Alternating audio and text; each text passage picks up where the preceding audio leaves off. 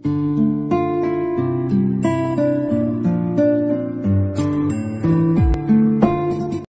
Video में sexual reproduction जो कि प्लांट और एनिमल में किस तरीके से होता है उसके बारे में डिफ़ाइन करूँगा।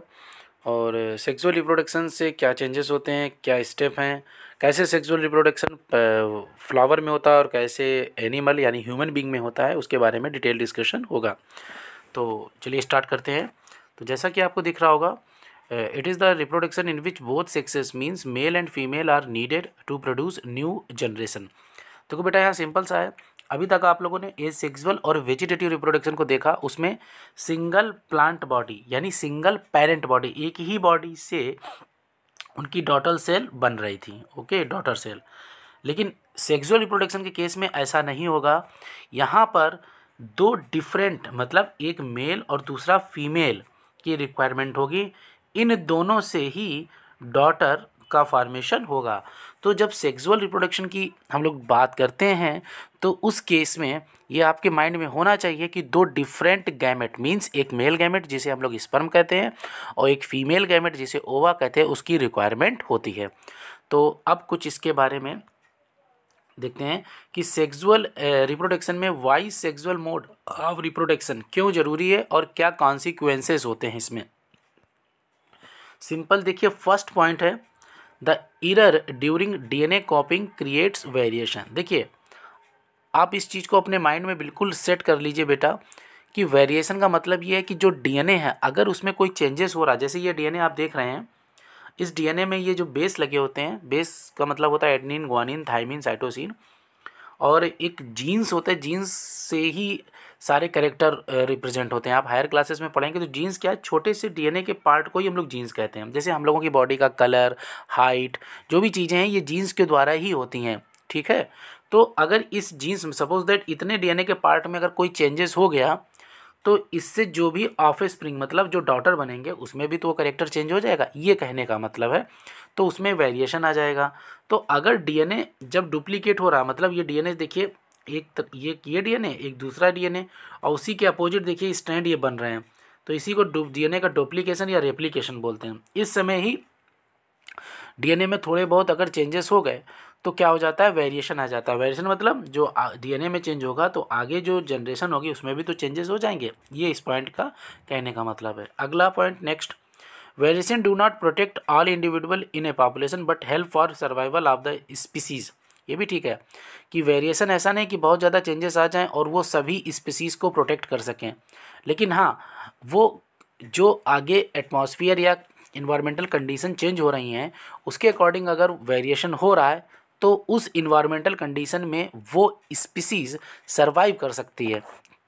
Next point, if the DNA copying mechanism are less accurate the resultant DNA can not work with cellular apparatus and will die. देखिए, अगर डीएनए कॉपिंग मतलब डीएनए से जो डीएनए बन रहा है उसमें बहुत ज़्यादा अगर चेंजेस आ रहे हैं तो डीएनए जो बनेगा ना रेप्लिकेशन के बाद में उसमें भी चेंजेस बहुत आ जाएंगे। जब बहुत ज़्यादा चेंजेस आ जाएंगे तो क्या होता है, जो सेलुलर अपरेटस मतलब हमारी बॉडी का जो सेलुलर अपरेटस है वो एक्सेप्ट नहीं करेगा और फाइनली सेल की डेथ हो जाएगी, यानी मतलब वो ऑर्गेनिज्म की भी डेथ हो जाएगी। Third point, but sexual reproduction can generate more variation and speed up the making of new variant by combining DNA copies from two individual. That is very easy. इसमें सिंपल से ये कहा गया कि सेक्सुअल रिप्रोडक्शन में क्या होता है, दो ऑर्गेनिज्म होते हैं। जैसा ही आपको ये दो ऑर्गेनिज्म दिख रहे हैं, जैसे ये मेल हो गया, ये मेल हो गया, ये फीमेल हो गया, तो इन दोनों ऑर्गेनिज्म का ही तो डीएनए बेटा उनके डॉटर में ट्रांसफ़र होता है। ये जैसे ये मेल का है, ये फीमेल का, आप सपोज समझ लीजिए, ठीक है। अब दोनों का ये कंबाइन हुआ डीएनए, तो उसके बाद में क्या हो जाएगा, एक नया वेरिएंट क्रिएट हो गया। इसीलिए तो हम अपने माता पिता से बन के आते तो एग्जैक्ट कॉपी तो उनके होते नहीं हैं, ठीक है, लेकिन है ह्यूमन बीइंग ही, लेकिन कुछ तो डिफर होता है ना, वो यहाँ कह रहा है।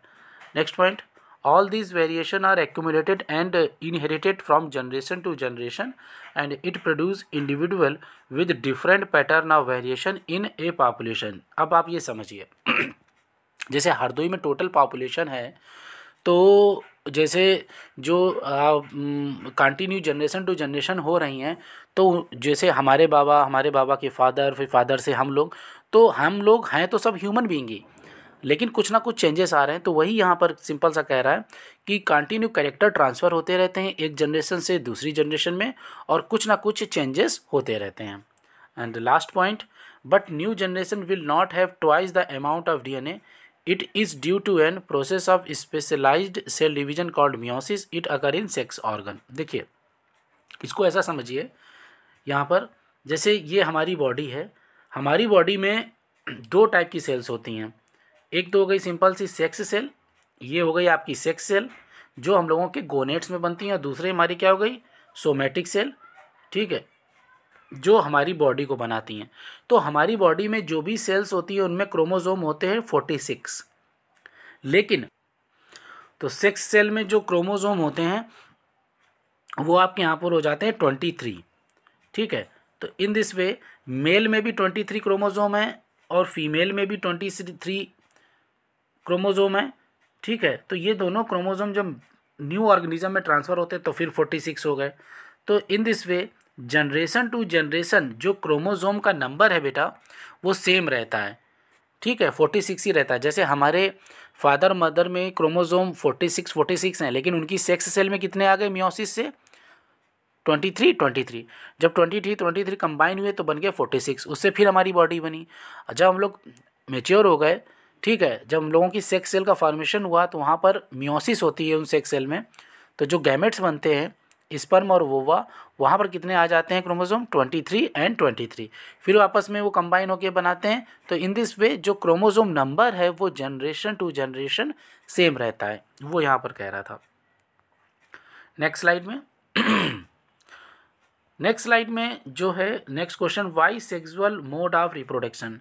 अब जो सेक्सुअल मोड ऑफ रिप्रोडक्शन है ये होता कैसे है, क्या रिक्वायरमेंट्स हैं, वो इस स्लाइड में आप बिल्कुल देख रहे होंगे। जैसे पहले आप डायग्राम बेटा ये देख रहे होंगे, इसमें ये दोनों गैमेट आपको सिमिलर दिख रहे होंगे। गैमेट का मतलब होता है सेक्स सेल, मतलब स्पर्म और ओवा। तो यहाँ पर तो ये दोनों गैमेट सेम दिख रहे हैं, ठीक है। लेकिन यहाँ पर ये जो ह्यूमन का आपको दिख रहा है ये वाला डायग्राम, इस पर फोकस कीजिए। सेकेंड डायग्राम जो है, यहाँ पर आपको ये स्पर्म दिख रहा है, दैट इज़ द स्पर्म, और ये आपको एग सेल दिख रही है, दैट इज़ कॉल्ड ओवा। तो यहाँ पर देखिए दोनों डिफरेंट है ना, तो इसको बोलते हैं मेल गैमेट, ये आपका मेल गैमेट है और ये आपका फीमेल गैमेट है।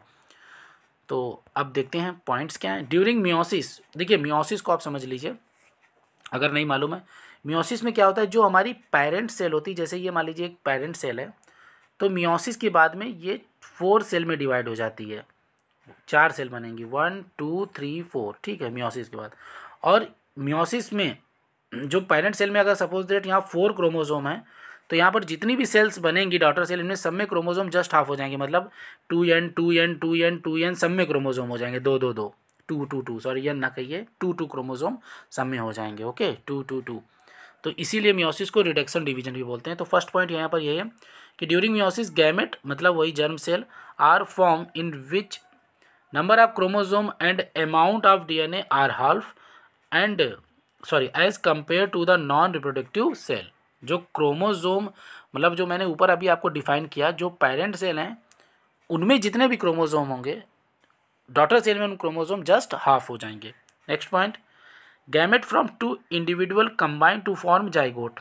बिल्कुल, जब ये स्पर्म और ओवा मिलेगा तो इसके फर्टिलाइजेशन के बाद में जो नई ऑफस्प्रिंग बनेगी मदर में, दैट इज कॉल्ड जाइगोट बन जाता है, that develop to a new individual. और यही जाइगोट से ही हमारा फॉर्मेशन होता है, जिसको बोलते हैं इम्ब्रियो, ठीक है। इसके बीच में कई स्टेजेस होती हैं। It restabilize the chromosome number and DNA content in the generation. अब जब हम लोग बनते हैं, न्यू बॉर्न बनते हैं, तो क्रोमोसोम जो हमारे पेरेंट्स में थे वही हो जाते हैं 46 और डीएनए कंटेंट भी उतना हो जाता है। Next point, in very simple organism the 2 germ cell are almost similar.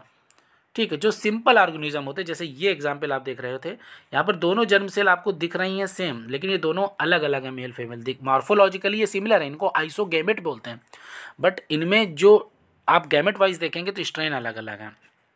Last point, in complex organism 1 germ cell is large and contain food store, it is called female gamete, and the other is small and motile that is called male gamete, जैसा human being में है।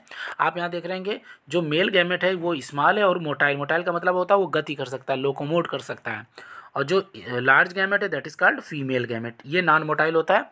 तो इसीलिए sperm move करते हुए जाते हैं ओवा तक। तो ये स्लाइड कंप्लीट हुई। नेक्स्ट देखते हैं। चलिए यहाँ से स्टार्ट हो जाता है आपका sexual reproduction in flowering plant. अभी तक आप लोगों ने ये स्टडी की कि रिप्रोडक्शन, जो सेक्सुअल रिप्रोडक्शन है वो कैसे होता है, क्या कॉन्सिक्वेंसेस हैं, क्या रिक्वायरमेंट है, सेक्सुअल रिप्रोडक्शन में कौन सा डिवीजन होता है, मियोसिस, और उसमें क्रोमोसोम नंबर कैसे रिटेन हो जाते हैं, मतलब वो सेम कैसे बने रहते हैं जनरेशन टू जनरेशन, जबकि मियोसिस में तो हाफ हो जाते हैं। तो मैंने अभी आपको बताया कि सेक्स सेल में हाफ होते हैं, जब सेक्स सेल कंबाइन होती है जाइगोट बनाती हैं तब उनमें क्रोमोसोम रिटेन होकर न्यू बॉर्न बेबी में आ जाते हैं, पूरी बॉडी बनती है, और जब बॉडी में 2 या नहीं होते हैं, जब उनमें फिर 6 सेल बनते हैं उस न्यू बॉर्न बेबी में, तो फिर हाफ हो जाते हैं। ठीक है, तो ऐसे क्रोमोसोम चलता रहता है। चलिए स्टार्ट करते हैं sexual reproduction in flowering plant. देखिए यहाँ पर पहले मैं आपको कुछ इन्फॉर्मेशन दे देता हूँ। फ्लावरिंग प्लांट का मतलब है जितने भी आप जो आपको प्लांट दिख रहे हैं आजकल जो चारों तरफ जहाँ पर फ्लावर हो, ठीक है, ये सब एंजियोस्पर्म है। ठीक है, एंजियोस्पर्मिक ग्रुप है प्लांट का। एंजियोस्पर्म से पहले आए थे जिम्नोस्पर्म, जिसमें सीड नेकेड था, फ्लावर नहीं थे। उसके पहले टेरिडोफाइट होते हैं। टेरिडोफाइट में रूट स्टेम लीफ होते हैं, वहाँ पर भी फ्लावर नहीं होते हैं। उसके पहले ब्रायोफाइट थे, वैस्कुलर प्लांट थे, मतलब वैस्कुलर ना कह के उनमें सिंपल सा डेवलपमेंट स्टार्ट हुआ, लेकिन वो उसको थैलोइड प्लांट बोलते हैं क्योंकि वहाँ पर रूट स्टेम लीफ नहीं होते। उसके पहले एल्गा और फंजाई थे जिनमें रूट स्टेम लीफ नहीं था। ठीक है, सिर्फ एक प्लांट बॉडी थी थैलोइड। तो ये सारे इवोल्यूशन हुए। तो अब जो रिसेंटली सबसे डेवलप्ड प्लांट ग्रुप है वो कौन सा है, एंजियोस्पर्म। तो एंजियोस्पर्म जो प्लांट है, ठीक है, उसमें जो रिप्रोडक्टिव पार्ट है, जहाँ पर रिप्रोडक्टिव स्ट्रक्चर प्रेजेंट होता है दैट इज कॉल्ड फ्लावर। इस प्लांट के 4 पार्ट होते हैं, सेपल, पेटल, स्टेमेन और पिस्टल। इसको अभी हम डिटेल में देखते हैं। ठीक है, तो जो फ्लावर में सबसे बाहर की तरफ स्ट्रक्चर होता है, ये जो आपको दिख रहे हैं, ठीक है, ये छोटे छोटे, इनको बोलते हैं सेपल। ठीक है, दैट इज कॉल्ड सेपल। इनको कैलेक्स भी बोलते हैं। ओके, इनका अदर नेम क्या है, कैलेक्स। तो कंफ्यूज मत होइएगा, इनको कैलेक्स भी बोलते हैं। इसके बाद में जो फ्लावर में मेन आपको लीफ लाइक स्ट्रक्चर नज़र आ रहा है, ये जो रेड रेड हैं पत्तियां जिनको फ्लावर बोलते हैं, ठीक है, इसको बोलते हैं पेटल। इनको करोला भी कहते हैं। ठीक है, उसके बाद में जो फ्लावर का मेल रिप्रोडक्टिव पार्ट होता है, मेल एंड्रोसियम कहते हैं, और उसकी यूनिट को स्टेमेन बोलते हैं।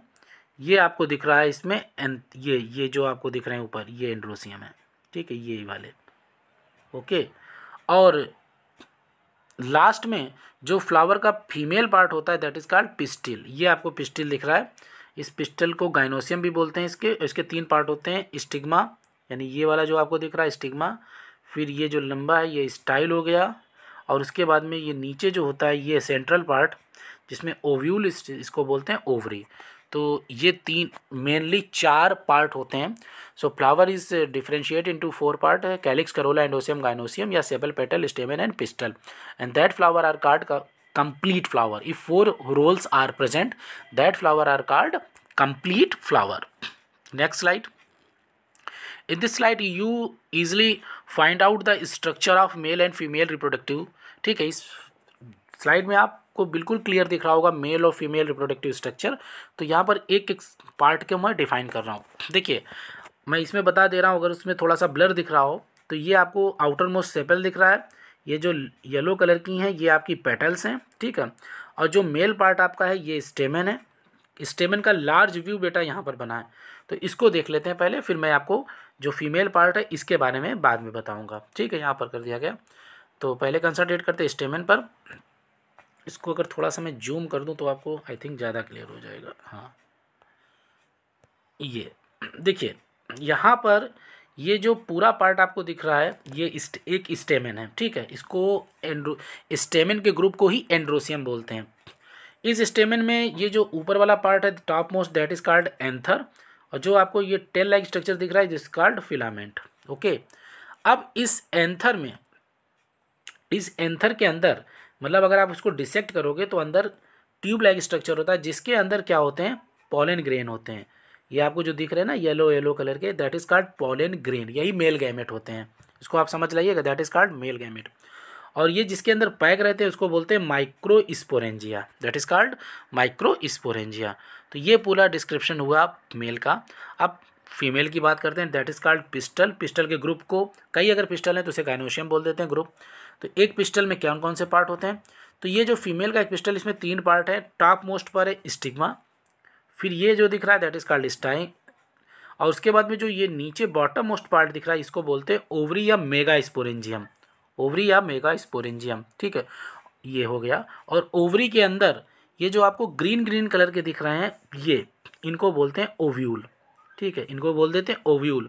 और ओव्यूल के अंदर ही आपको सिंपल सा क्या होता है, ओव्यूल का जब हम डिसेक्शन करेंगे तो उसके अंदर हमें एम्ब्रियोसिक दिखेगा जिसके अंदर एग सेल होती हैं। तो बहुत ही कॉम्प्लिकेटेड है। चलिए इसको अब मैं आपको पॉइंट वाइज स्लाइड से डिफाइन करता हूँ। तो फर्स्ट पॉइंट क्या यहाँ पर जो मैंने बताया था, stamen male reproductive part, form of anther and filament, it produces yellowish या sticky pollen grain, pollen grain produce male germ cell. देखिए ये पूरा आपको स्टेमेन के बारे में पता चल गया। बेटा अगर मेरा लेक्चर आपको पसंद आ रहा हो, मैं ट्राई कर रहा हूँ बहुत इजी लैंग्वेज में और फुल डायग्राम बेस्ड आपको बताने के लिए, तो प्लीज़ चैनल को लाइक और सब्सक्राइब कीजिएगा, फ्रेंड्स तक भेजिएगा। मैंने लिटरेचर भी यहाँ दे दिया है, मतलब लिटरेचर का मतलब यहाँ पर हो गया आपको नोट्स बनाने में भी हेल्पफुल रहेंगी ये स्लाइड्स।